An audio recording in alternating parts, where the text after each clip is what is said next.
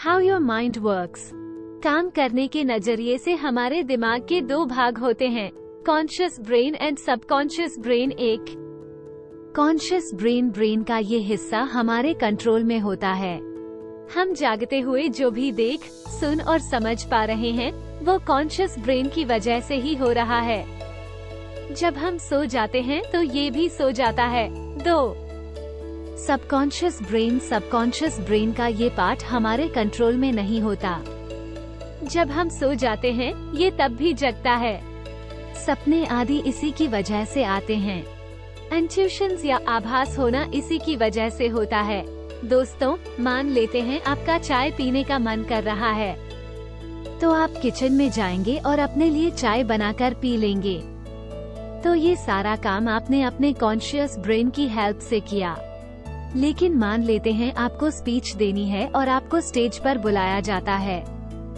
अचानक से ही आप देखते हैं कि आप नर्वस होने लगते हैं, मुंह सूखने लगता है, हाथ पैर कांपते हैं।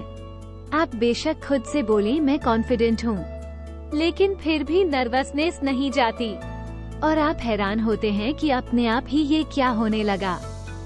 कमरे में कोई जंगली जानवर नहीं है, न कोई बॉम्ब है, फिर ये घबराहट कैसे आ गई?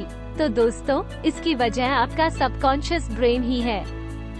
आपका कॉन्शियस कहता है कि कोई डेंजर नहीं है, लेकिन सबकॉन्शियस कहता है कि खतरा है।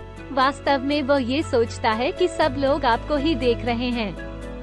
आपने कुछ गलत बोला तो क्या होगा, स्पीच अच्छी नहीं गई तो क्या होगा, आदि आदि।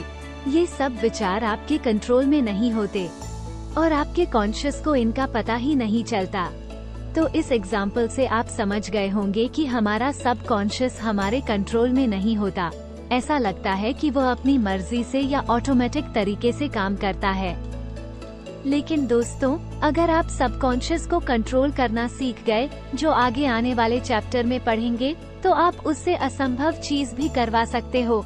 और इसी खजाने की बात ऊपर की गई थी।